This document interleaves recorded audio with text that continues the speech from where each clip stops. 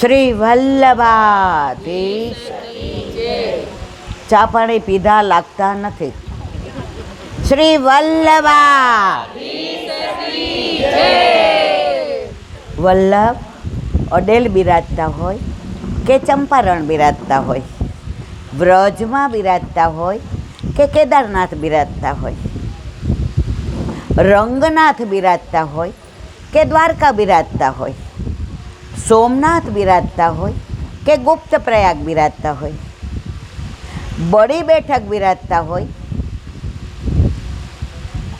કે પછી વૃંદાવનની બેઠક બિરાજતા હોય, આપણા હૃદયમાંથી એક પુકાર એવી નીકળે કે વલ્લભ તો આપણને યાદ કરે જ છે. સંભળાય છે બધાને મારવાલા? વલ્લભ તો આપણી સુધી લે જ છે,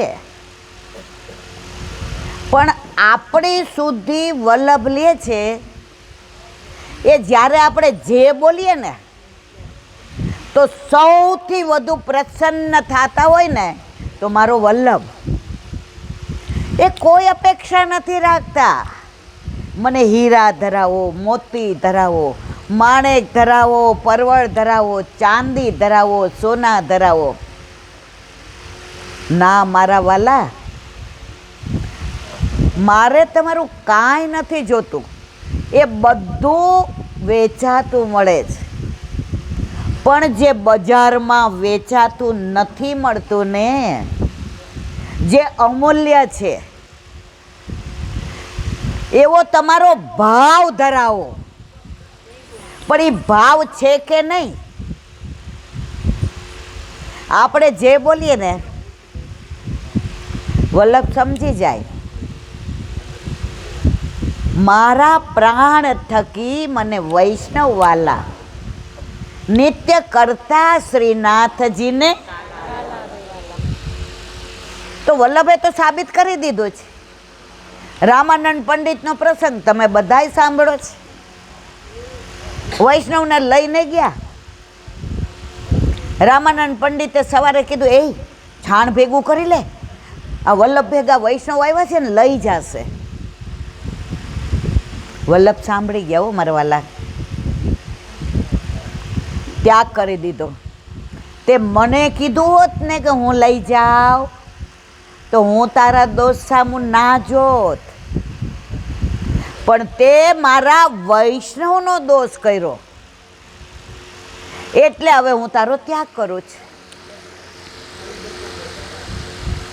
હવે એની આખી વાત તમે બધા જાણો છો એટલે હું ટૂંકમાં તમને કહું કે રામાનંદ પંડિતનો ત્યાગ કર્યો.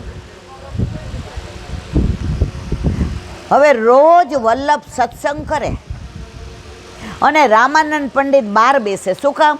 વલ્લભે મારો ત્યાગ કર્યો છે. પછી સત્સંગમાંથી બધા વૈષ્ણવ નીકળે ને, બધાને કહે, વલ્લભ મને યાદ કરતા હતા, વલ્લભ મારી કંઈ પૂછા કરતા હતા. વલ્લભ કહેતા હતા રામાનંદ ક્યાં છે, વલ્લભ મારી સુધી લેતા હતા.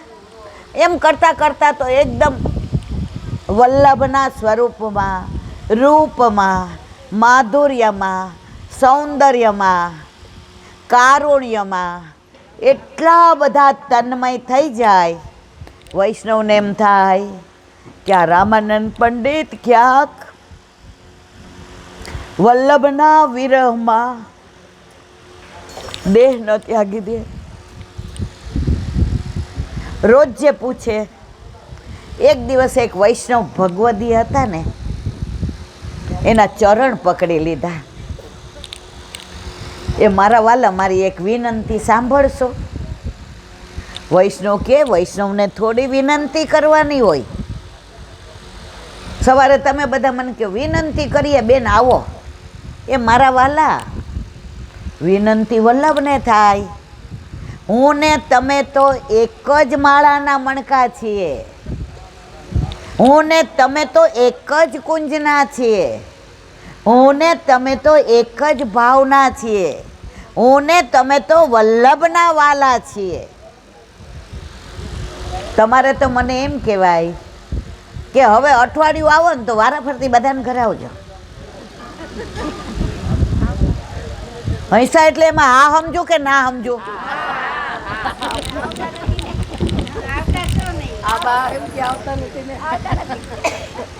આ બાનો પ્રેમ, પછી એની વાત કરું. આ વાત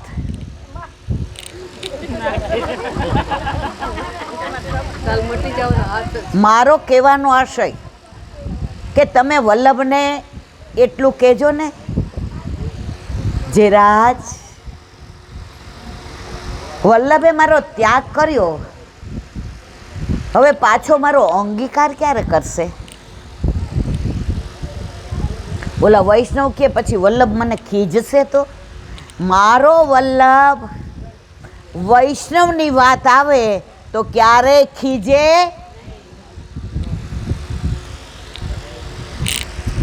બધું જ સાંજે સત્સંગને વિરામ આપ્યો.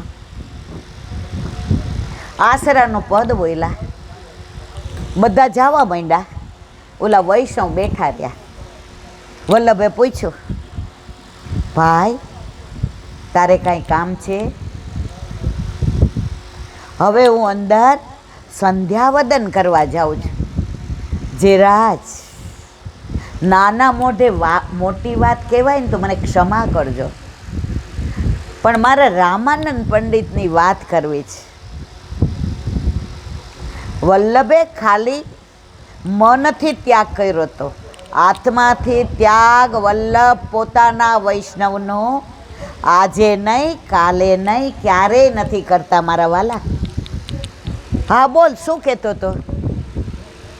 હું શું જવાબ દઉં રામાનંદ પંડિતને? વલ્લભે આ વૃક્ષ જોયું, લીલા પાન છે, જુઓ તમે, ગણ્યા ગણાય નહીં. વલ્લભે કહ્યું, અહીંયા અહીંયા.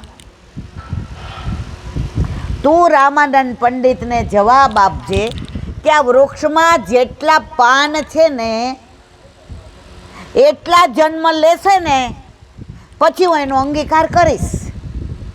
ઓલા વૈષ્ણવનું હૃદય ભાંગી ગયું. અરર, આટલા બધા જન્મ પછી વલ્લભની લીલા કોઈ જાણી શકતું નથી. વલ્લભ પોતાના વૈષ્ણવના સુખનો જેટલો વિચાર કરે ને મારા વાલા, દુનિયામાં, વિશ્વમાં, તો ત્રિલોકમાં કોઈ કરે નહીં. એનું પ્રગટ પ્રમાણ. હવે બધા ધ્યાન દઈને સાંભળજો. સંભળાય છે? સમજાય છે? તો હવે સાંભળો.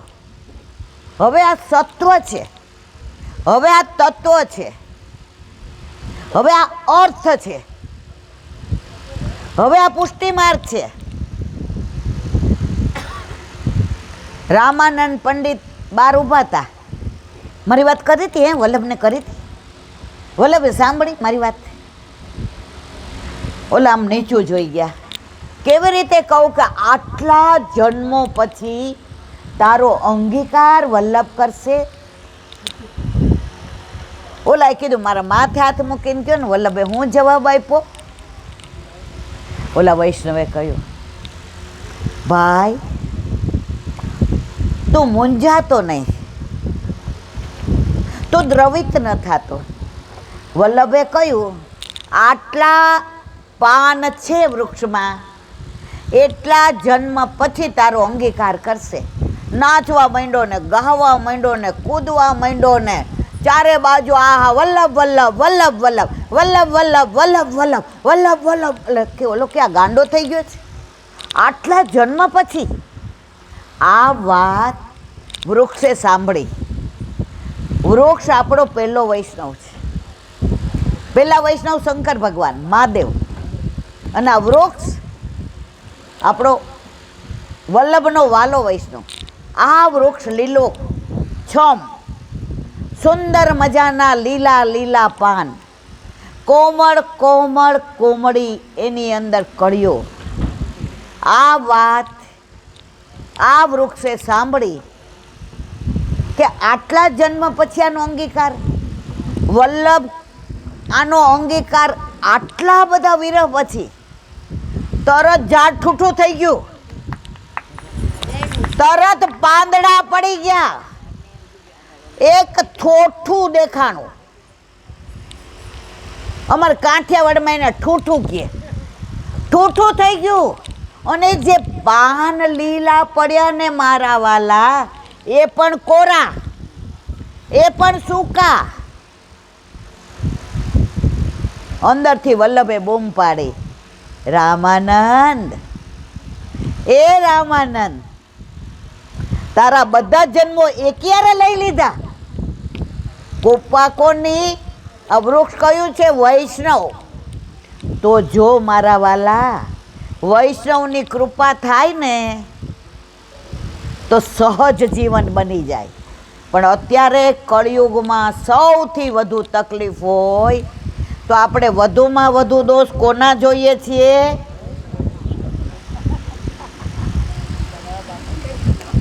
સમજ અને વાલે સમજ ગયે, ના સમજે એવો અનાળી હે. અહીંયા સાંભળીએ ને ત્યારે મનમાં નક્કી કર્યો, બાપા લીલામાં જવું છે.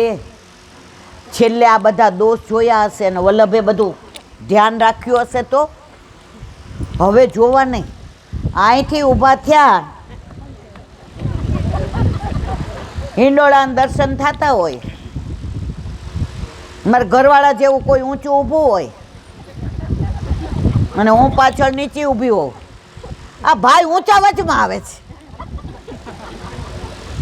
આપણે દોષ જોવા પણ તોય જોવાઈ ગયા. ઓલા બેનના ઘરે ઠાકોરજી પુષ્ટ કરાવ્યા ને, આ ઈલાબેન બધાનું મગજ ફેરવી દે છે. ઠાકોરજી પુષ્ટ શું કેટલા કરાવે છે, પણ